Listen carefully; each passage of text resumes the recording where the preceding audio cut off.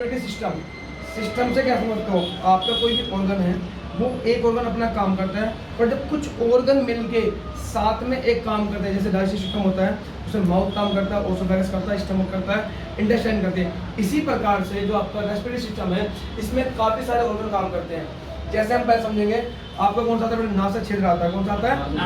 उसके बाद नासा कपाट, pharynx, larynx, trachea, bronchi, bronchus और एल्वियोली। एक बार दोबारा समझ लो आराम से, मैं दोबारा समझ रहा हूँ बेटे। आपका नासा छिद्र होता है, फिर नासा कपाट होता है, आपका फिर यहाँ पे फेरिंग्स होता है, जिसे हलक बोलते हैं हम, आपका लैरिंग्स होता है, उसके बाद बेटे ट्रैकिया होता है जो सीधे ऐसे जा रही है, फिर वो दो भागों में से ब्रोंकाई बोलते हैं, फिर वो काफ़ी कुछ भागों में से ब्रोंकियस बोलते हैं, फिर लास्ट में आपका क्या होता है? एल्वियोली होती है। ये सब यहाँ लिखा है, एक बार देख लो।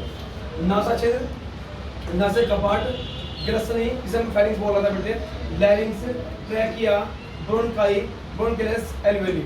समझ लो बेटे यहाँ से दोबारा से चीज़ें क्लियर है तो नहीं है बताओ मुझे। तो मुझे पता जैसे नासा छिद्र कहाँ है? नासा छिद्र, नासा कपाट, फेरिंक्स, लैरिंक्स, ट्रैकिया सीधा, ब्रोंकाई, ब्रोंकाई में कुछ निकल गया आगे और दो तीन चीज़, ब्रोंकियस, फिर एल्वियोली। यहाँ तक चीज़ें क्लियर है?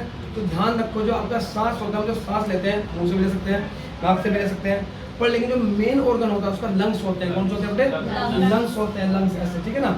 और ये ट्रैक है आपका, तो लंग्स जो होता है हमारे, इसमें मेन ऑर्गन होता है जो आपके सांस को छोड़ता है और लेता है। यहाँ तक चीज़ें क्लियर है? नहीं, ठीक है।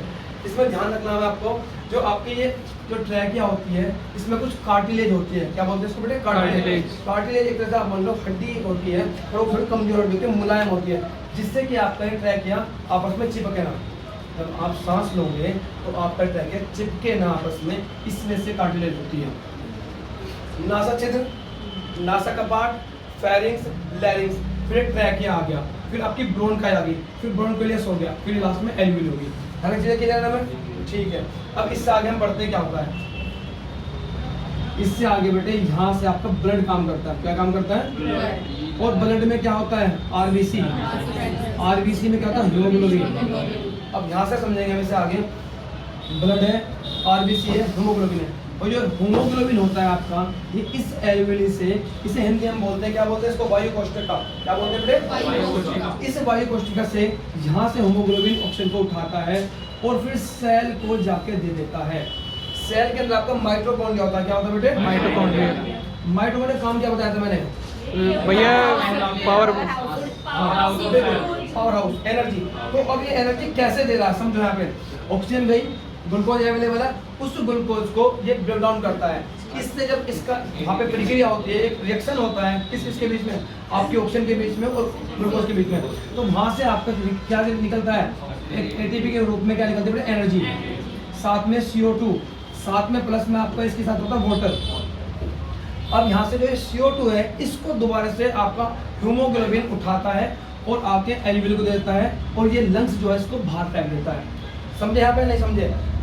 यहाँ से एल्वियोली तक पहुंचा आपकी ऑक्सीजन, इस ऑक्सीजन को किसने उठाया? हीमोग्लोबिन ने उठाया। वो उठा के इसको दिया, सेल को दिया। सेल में क्रेब्स चक्र चला। क्या चला बेटे? उस क्रेब्स चक्र के दौरान क्या होता है? आपकी एनर्जी क्रिएट होती है, एनर्जी निकलती है। वो एनर्जी आपकी बॉडी को अल्टीमेटली, किसी भी जीव को एनर्जी चाहिए होती है। अल्टीमेटली आप जो खा रहे हो, जो भी कुछ कर रहे हो, इसलिए कि एनर्जी मिले, आपकी बॉडी आगे प्रोसीड कर सके, चीज़ें चल सके। वो एनर्जी सब एब्जॉर्ब कर ली जाती है। जो CO2 होता है उसको हीमोग्लोबिन द्वारा उठाता है, लंग्स को देता है, तो लंग्स बाहर फेंक देता है। ये पूरा आपका रेस्पिरेटरी सिस्टम होता है। ठीक, यहाँ तक क्लियर है? देखो, जो हमारे लंग्स तक चीज़ें हैं वो भारी श्वसन कहलाता है। जो आपका जाके आपकी सेल के अंदर हो रहा है जो श्वसन, वो आपका आंतरिक श्वसन कहलाता है। ये भारी श्वसन, ये आंतरिक श्वसन। चीज़ें बड़ी देखो टिपिकल भी हो सकती है, मैं थोड़ा इसे आपको बहुत ही आसान भाषा में समझाना चाह रहा हूँ। यहाँ तक जो भी प्रक्रिया हुई वो आपका भारी श्वसन होता है। जो इसके अंदर क्रेब्स चक्र चल रहा है, यहाँ पे जो श्वसन की प्रक्रिया हो रही है, वो आपका आंतरिक होता है। कौन सा होता है बेटे? आंतरिक। मैंने आपको पहले बताया था, जो आपके दो तरह सेल होती है, प्रोकैरियोटिक, यूकैरियोटिक। प्रोकैरियोटिक में किस में होता है? सेल मेम्ब्रेन में होता है, और जो जितने यूकैरियोटिक सेल होती है उसमें माइटोकॉन्ड्रिया श्वसन करती है। ठीक है ना बेटे? इसके बाद एक वर्ड आता है ब्रीथिंग, श्वासोश्वास। इसका मतलब होता है जो हम सांस को अंदर ले रहे हैं, सांस को बाहर छोड़ रहे हैं, उसी प्रक्रिया को हम श्वासोश्वास कहते हैं। और इसे पूरी प्रक्रिया हम इसे कैटाबोलिक भी बोलते हैं। अब अच्छी क्या मतलब होता है? एनाबोलिक माना होता है किसी को जोड़ना, कैटाबोलिक तोड़ना। ये हमारी कैटाबोलिक प्रक्रिया होती है। कैसी प्रक्रिया होती है? कैटाबोलिक प्रक्रिया होती है। इसमें अगर आपको कोई डाउट हो मुझे बताओ इधर, फिर ठीक है। हम पढ़ते हैं एपिग्लोटिस। इस एपिग्लोटिस का वर्क समझते हैं। आपने सांस लिया, वो आया, अभी शुरुआत में सांस जा रहा है, फिर आपका ये दो पार्ट में बढ़ता है। एक होता है विंड पाइप, एक होता है फूड पाइप। क्या होता है बेटे? एक विंड पाइप, एक फूड पाइप। शुरू में एक पाइप आ रहा है यहाँ से, तो ये क्या करता है, जो एपिग्लोटिस होता है, जब आप सांस ले रहे होते हो, सॉरी जब आप खाना खा रहे होते हो, तो ये सांस वाली नली पे जाके लग जाता है, जिससे कि जो आपका खाना विंड पाइप में ना जा सके। एपिग्लोटिस का काम समझ लो, दोबारा से बताता हूँ। जो एपिग्लोटिस होता है, जब आप खाना खा रहे होते हो, वो आपका विंड पाइप की तरफ जाके बंद हो जाता है, जिससे कि आपका खाना किस में जाए, लंग्स में न जाए। कभी कभी अचानक चला जाता है, क्यों? आप कुछ सोच रहे हो, क्योंकि हमारा जो भी मेन काम होता है सब माइंड करता है। ये माइंड तो आदेश देता है, ब्रेन आदेश। मैं आपको जो ब्रेन पढ़ाऊंगा अच्छे से बताऊंगा ब्रेन कैसे काम करता है। तो ये ब्रेन कंट्रोल कर रहा होता है इसको। और कभी कभी जब हम कुछ सोच रहे होते हैं, कुछ बेस प्रॉब्लम हो सकती है, हमें अगर ध्यान नहीं रहता, तो हमारा खाना भूल से लंग्स में जा सकता है या पानी जाता है, तो उसको लंग्स बाहर फेंकने की कोशिश करते हैं, हम धक्का लगता है खाते टाइम, वो इसी कारण लगता है अचानक से। ठीक, यहाँ तक क्लियर? एपिग्लोटिस का काम क्लियर हो गया आपको? फिर आता है डायफ्राम। डायफ्राम भी बहुत इंपॉर्टेंट निभाता है। क्या वो क्या होता है? देखो बेटे, डायफ्राम जब आप सांस ले रहे हो, नीचे छोड़ रहे हो, सांस ले रहे हो, सांस नीचे गया, मतलब इससे लंग्स से आपने सांस बाहर फेंका, मतलब आप सांस को बाहर छोड़ रहे हो, तो इसमें डायफ्राम काम करता है। ये नीचे जाता है, फिर ऐसे ऊपर धकेलता है। लंग्स उतनी पावर से नहीं काम कर पाते, इस वजह से डायफ्राम इसकी हेल्प करता है। डायफ्राम का भी मेन रोल है, इसमें ध्यान रखना। ये आपका डायफ्राम क्या करता है, इसको ऊपर से ऐसा फेंकता है। ठीक, यहाँ तक क्लियर है? जैसे कोई क्वेश्चन करते हैं, कैसे कैसे आता है? नासिक छिद्र। नासिक काम समझ लो, जो मतलब हेयर होते हैं, वो हेयर आपकी गंदगी को रोकते हैं। किसको रोकते हैं? गंदगी को रोकते हैं, जो आपके धूल कण के पीछे जा रही है। अगर नासिक से बचता है, तो नासा के पार्ट के अंदर म्यूकस होता है, तो चिपचिपा पदार्थ होता है, तो वो उसको चिपका लेता है। अगर आपके हेयर से बचता है, तो वहाँ पे जाके चिपक जाता है।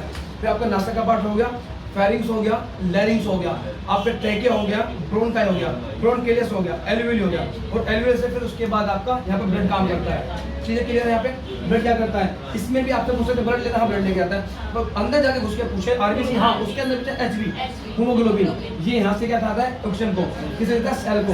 उसमें क्या कहता है? क्रेप्टेड माइटोकॉन्ड्रिया के थ्रू, वहाँ से एनर्जी क्रिएट होती है, CO2 निकलती है, CO2 को दोबारा से खाता है कौन? हीमोग्लोबिन।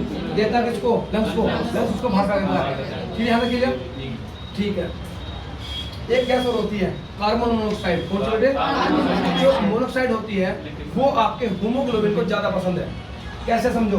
हीमोग्लोबिन, अगर कार्बन मोनोऑक्साइड एक तरफ आपकी ऑक्सीजन है, तो आपका जो हीमोग्लोबिन है वो कार्बन मोनोऑक्साइड को पसंद करेगा और उसको ले जाएगा अंदर, और जो उसको ले जाएगा और वो ज्यादा मात्रा में अंदर चली गई बॉडी के, तो दम घुस सकता है, मर भी सकते हो।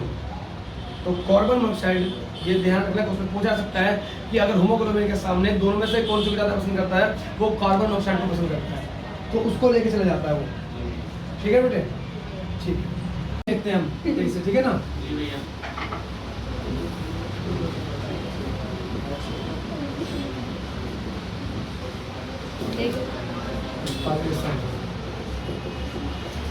देखो बेटे, इसमें क्या होता है, हम जब सांस ले रहे होते हैं, उसमें कौन कौन सी गैस कितनी मात्रा में जाती है और कितनी मात्रा में छोड़ते हैं। तो आपकी इंस्पायरेशन में आपकी 78% कौन सी होती है बेटे? नाइट्रोजन। गुड। ऑक्सीजन 21%, 1% और आपकी CO2 है ना, CO2 कितनी आती है? 0.03%।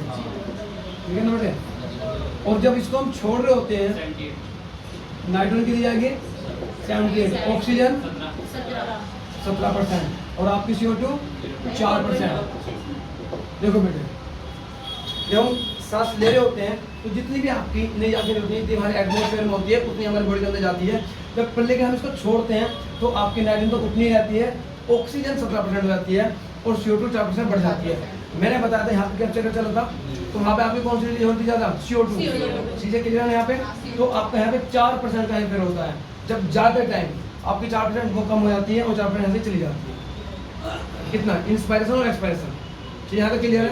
अगर आपसे पूछ जाए कि कौन सी ऐसी गैस है जिसमें कोई चेंज नहीं आता, तो क्या बताओगे? नाइट्रोजन में कोई चेंज नहीं आता। नाइट्रोजन जितनी आपकी बॉडी के अंदर गई थी, उतनी आप